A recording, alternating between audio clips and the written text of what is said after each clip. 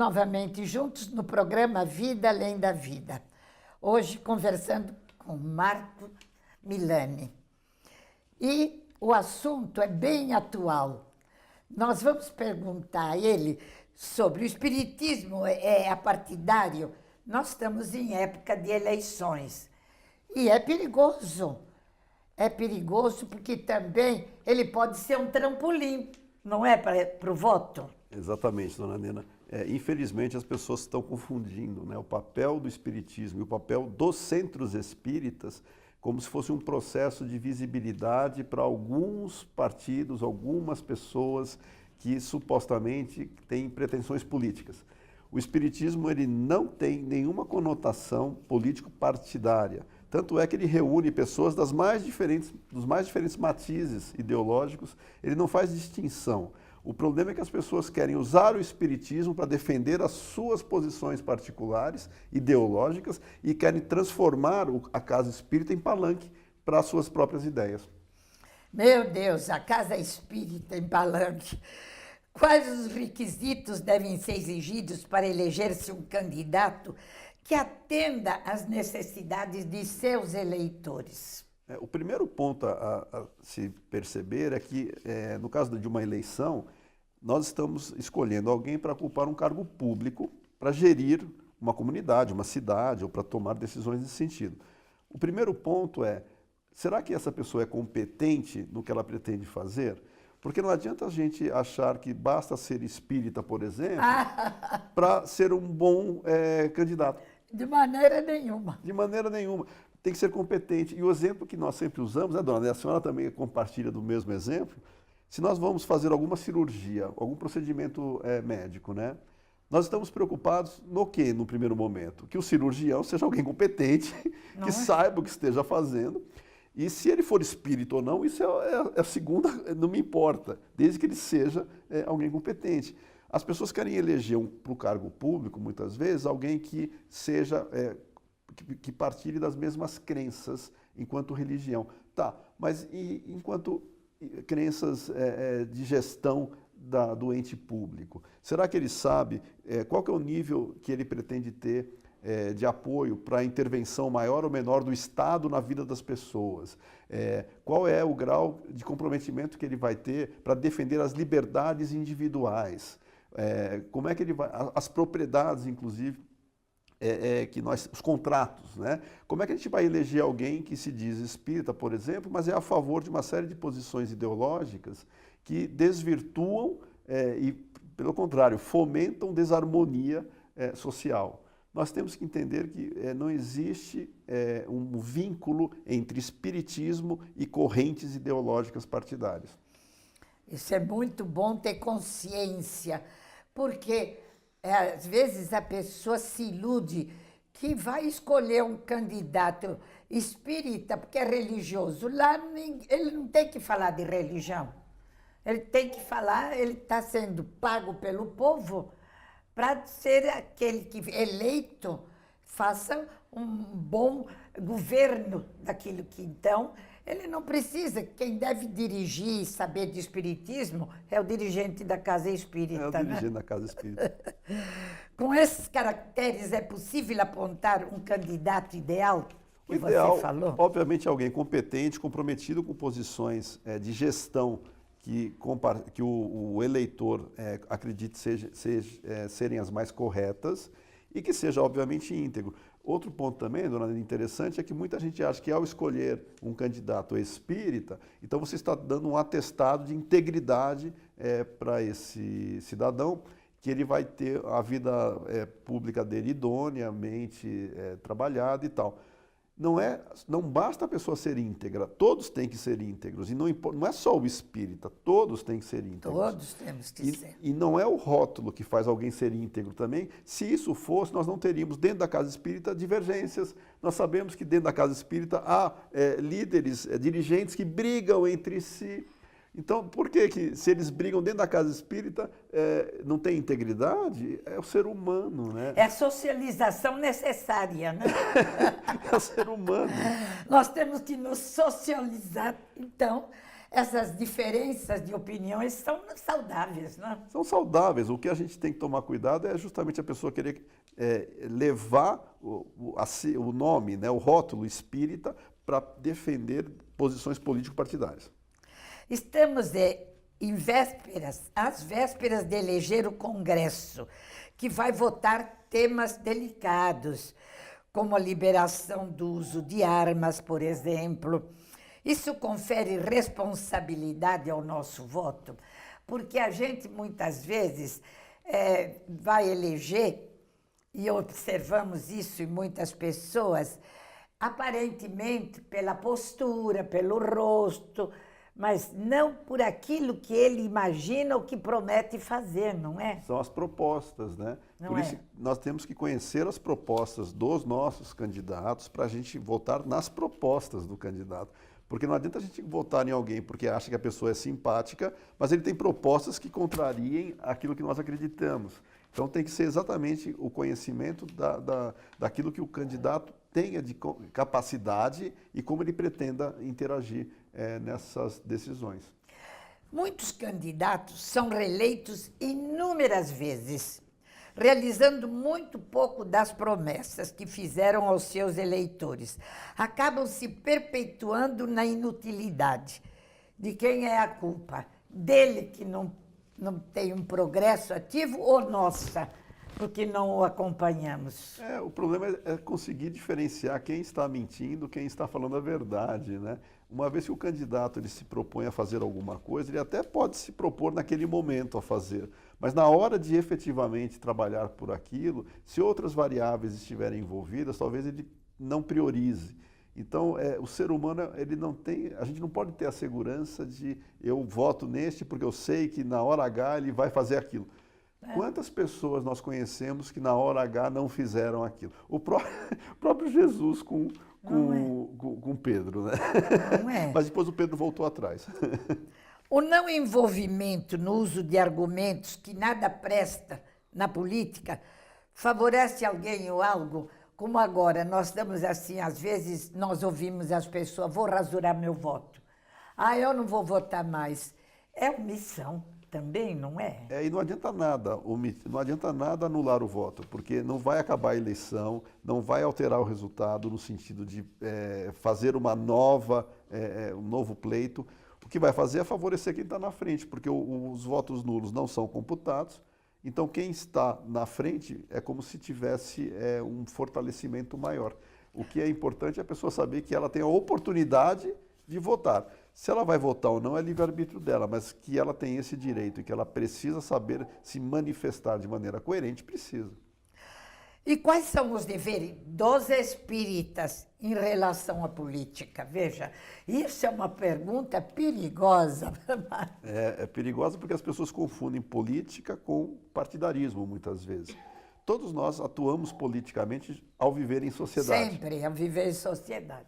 Ao viver em sociedade, nós já estamos atuando politicamente. Então, o nosso dever como espíritas, politicamente, é servirmos de exemplos naquilo que nós acreditamos. Então, nós temos que ser exemplos na sociedade daquilo que nós defendemos como princípios e valores. E sermos reconhecidos como bons cidadãos e bons espíritas, porque deveriam ser a mesma coisa.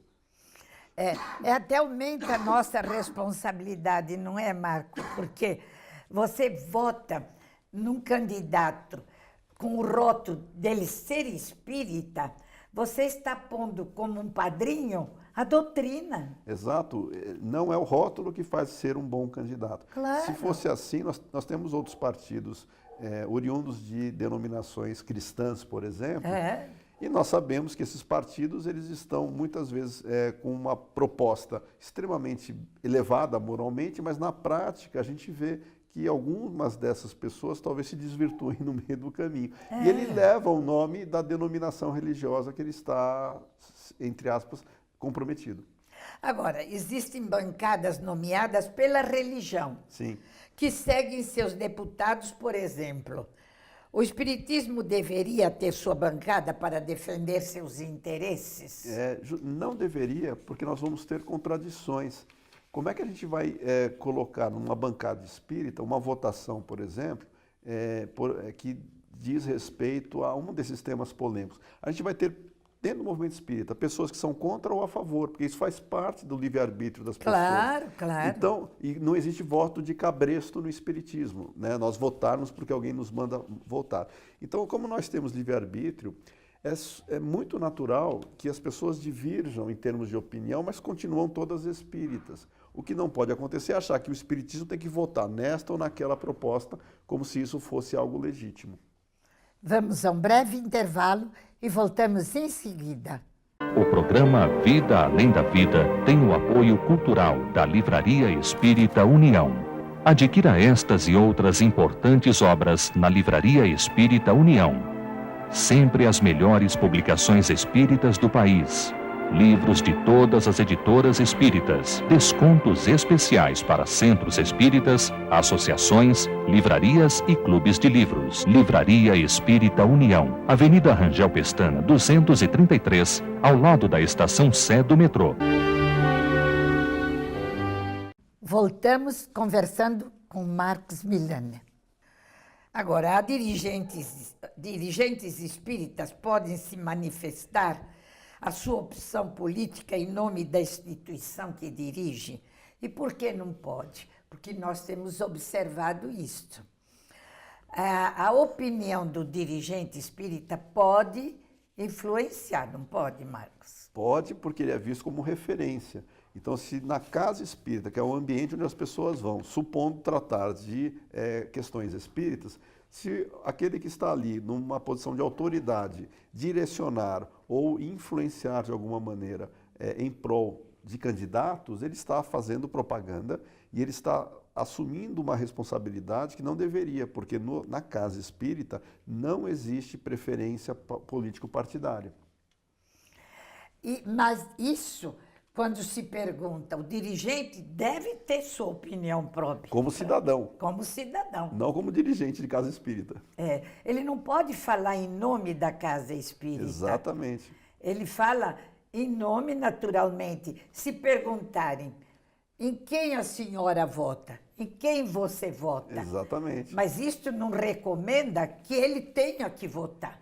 Exatamente, porque as pessoas, muitas vezes, essas pessoas que dizem em quem vão votar e querem se servir da sua posição dentro do movimento espírita para influenciar outras pessoas, para votarem junto com ela, ela está fazendo um papel muito ruim, porque ela está desvirtuando o livre-arbítrio das pessoas, achando que ela pensa certo e quem pensa diferente está pensando errado.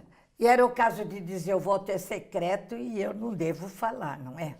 Aí depende da situação, né? Se nós, por exemplo, nas redes sociais, nós podemos colocar em quem nós vamos votar, em quem, nas propostas, nós somos contrários, mas como cidadãos, o problema é colocar isso como espírito. Mas a rede social, por exemplo, ela pode contribuir para puxar votos. Pode, mas se nós nos colocarmos como cidadãos, nós entendemos que o outro tem todo o direito de divergir, inclusive, e nós respeitamos. O problema é quando alguém quer falar em nome do espiritismo. Marcos, você tocou num problema delicado, porque eu tive, por exemplo, na casa, companheiras que, através da internet, praticamente se degladiavam. Quando foi o caso da Dilma e do Lula, era este, era aquele, e elas desempenhavam um cargo, desempenham. Eu tive que chamá-las e dizer, olha, vocês têm toda a liberdade de fazê-lo, mas, por favor, quem tiver um cargo na casa e quiser fazer este tipo de campanha através da rede social, deixe o cargo. Quando começa a influenciar. Inclusive, dona, eu também conheço uma situação onde por imaturidade, né, uma pessoa que se diz dirigente espírita, ele simplesmente deixou de conversar com outros dirigentes de outras casas pela bandeira partidária. Porque, eu não converso com fulanos desse partido. Ora, se você está no ambiente espírita, não importa qual bandeira partidária você defenda. Qual nada. Espírita é espírita, mas ele quis segmentar. Inclusive, tem algumas pessoas dentro do movimento espírita, de maneira totalmente desequilibrada, tentando adjetivar o espírita. Aí começam espírita progressista, espírita conservador, espírita não sei o quê, para criar divisão, porque ele traz uma ideologia por trás que é típica de fazer essas divisões e para criar conflito, e querem transportar isso para dentro do espiritismo. E você veja, nós estamos fazendo um programa realmente não expondo situações que já passamos por elas. Porque todas as eleições são semelhantes. O candidato, ele vai muitas vezes na Igreja Católica, no Centro Espírita, na procissão e na sessão mediúnica ou na evangélica. Ele está procurando votos. E nós temos que preservar a doutrina, não é, Marcos? E é uma doutrina. As pessoas querem dividir e classificar os espíritas conforme a bandeira ideológica que defende. As casas espíritas reúnem adeptos e simpatizantes de todos os matizes, graças a Deus, né? Ideológicos. É normal a divulgação de propaganda política nesse espaço? Não é proibido, por sinal. A lei eleitoral proíbe a distribuição de material eleitoral em escola, em igreja, e as pessoas às vezes querem fazer de maneira sorrateira. Sorrateira, há casos em que se proíbe dentro da casa espírita, por exemplo, na nossa, vão distribuir células na porta, né? Pois então... Inclusive eu sugiro ao nosso público que verifiquem a lei eleitoral, porque tem uma distância mínima entre aquele que quer distribuir propaganda eleitoral na porta do centro espírita. Consultem isso e vocês vão ver o que a lei eleitoral diz. Nas redes sociais é possível entrar em contato com outras realidades e também em verdades. Sim. Sobre política, por exemplo. Como elas podem influenciar nossas decisões e como escapar delas? Porque este é o problema. Às vezes os incautos entram numa e dizem, não, mas o Marcos pôs. E às vezes também nem é a sua opinião. Exatamente. Ou repliquei o que alguém disse, né? Quando as pessoas confundem e não verificam a legitimidade, a validade das informações, ela está sujeita a ser um instrumento de replicação de notícia falsa. Inclusive com conotações muito negativas para efeito de responsabilidade espiritual, porque tudo que nós divulgarmos de maneira falsa, a gente é responsável por aquilo também. Quando essa propaganda entra nas casas espíritas, a responsabilidade é do dirigente nessa questão? Por exemplo, é natural, ou às vezes até que uma pessoa que frequente a casa se candidate. Pode acontecer. Pode, né? Tem o direito, é uma profissão a política também. Claro. Se na casa espírita existe o médico, o mecânico, o pintor, por que não o político? Claro, e é importante também, é interessante na verdade, dona Nena, porque nesse momento, a gente sabe que tem alguns espíritas que procuram fomentar, ou pelo menos dar visibilidade, né, para os candidatos espíritas que estão participando. Mas não é porque ele é espírita que se vota neles, né? Eu mesmo, mas na minha posição, eu não escolho o candidato pelo rótulo religioso. Primeira coisa que eu escolho é o partido que ele está afiliado. Qual partido ele está? Porque tem partidos que eu tenho afinidade com a agenda programática e tem partidos que eu não tenho afinidade. Se um amigo meu do Centro Espírita vai se candidatar, mas ele vai por um partido que eu não tenho afinidade programática, eu não vou votar nele. Lógico. Né? Ele é meu amigo, mas eu não vou votar nele, eu vou votar naqueles que eu acho que são mais condizentes com o que eu acredito em termos de gestão da sociedade. Veja, nós não estamos dizendo que não se vote no candidato espírita, absolutamente.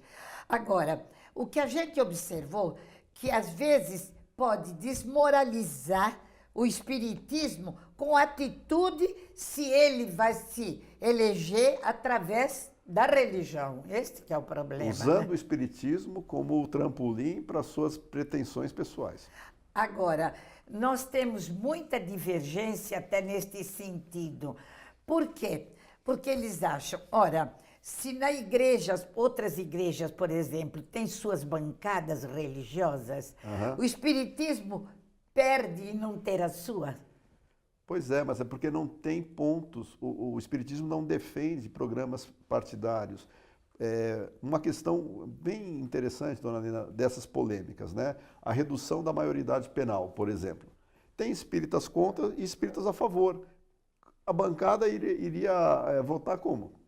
Não tem posição unânime. O que existe é nós entendermos que cabe ao cidadão se manifestar e o espírita, na casa espírita ou na sociedade, ele compreende o livre-arbítrio dos outros e não vai fazer com que o outro que não pense como ele seja uma pessoa a ser desprezada ou a ser ignorada. Agora, existe também, muitas vezes, ao defender esse ponto, entre aspas, da candidatura espírita na política, se fala em Dr. Bezerra, que Dr. Bezerra foi político. Sim, não só ele, outros também. E outros também. Mas Bezerra, então, estaria errado ao entrar na política? Foi opção dele, foi opção dele. Não é porque Bezerra foi político que todo mundo tem que ser político, porque foi o cidadão Bezerra de Menezes que se posicionou dessa maneira e achou que poderia contribuir com a sociedade agindo como político. E ele vai responder para a sua própria consciência. O grande ponto é nós não termos uma linha de achar que todo espírita tem que seguir algum tipo de caminho e votar em bloco.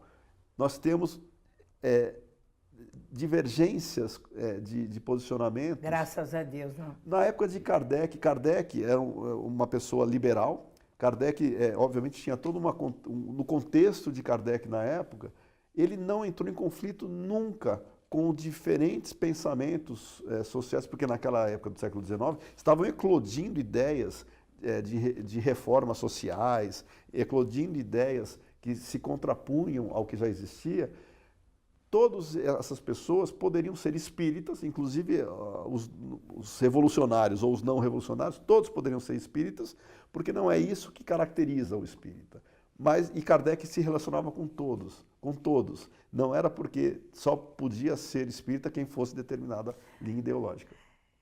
Então, a pergunta, a política pode separar os espíritas? Porque a gente vê que, por exemplo, há aquela controvérsia.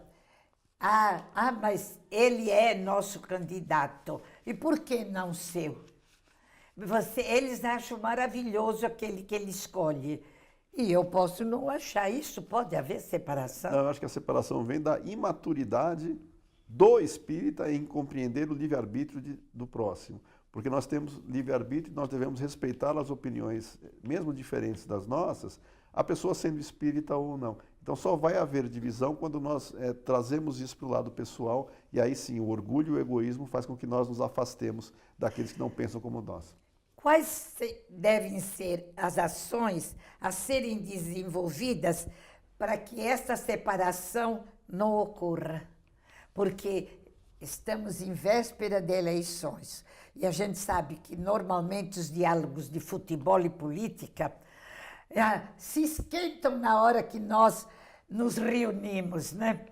Então, religiosos e espíritas, na hora de votação e opiniões, para que nós não nos tornemos pessoas em conflitos, o que devemos fazer? Deixar a paixão de lado e pensar. Porque quando nós trazemos as emoções para decidir o que nós vamos fazer, não tem como nosso nível evolutivo, que nós temos muita coisa ainda a aprender, achar que já temos maturidade suficiente para trabalhar alguns assuntos de divergência sem ter algum tipo de reflexo negativo. Nós temos que aprender com os nossos erros, nós temos que respeitar os desejos e as intenções do próximo, mas colocando a nossa consciência sempre em plano superior. Nós temos que responder para a nossa consciência. Se eu fosse o outro, eu gostaria de que fizessem o quê comigo? Que me respeitassem as minhas opiniões. Então é assim que a gente tem que tratar quem não pensa como nós, mas não quer dizer que nós vamos abrir mão das nossas defesas, daquilo que nós consideramos certo em termos de gestão da sociedade. Você escreveu um artigo muito bonito para um jornal aqui em São Paulo, sobre ser político e ser espírita. Isso. Então nós devemos ser um político espírita ou um espírita político? Nós somos cidadãos e, como cidadãos, nós estamos politicamente atuando constantemente. Se somos espíritas ou não, é uma decisão nossa também e que não cabe a nós julgarmos as decisões em termos de do outro cidadão pelo fato de ele ser político, de ele ser espírita ou não. O mais importante, dona Nena, é nós trabalharmos para uma sociedade melhor da maneira que nós acreditarmos. Isso mesmo. Com sinceridade.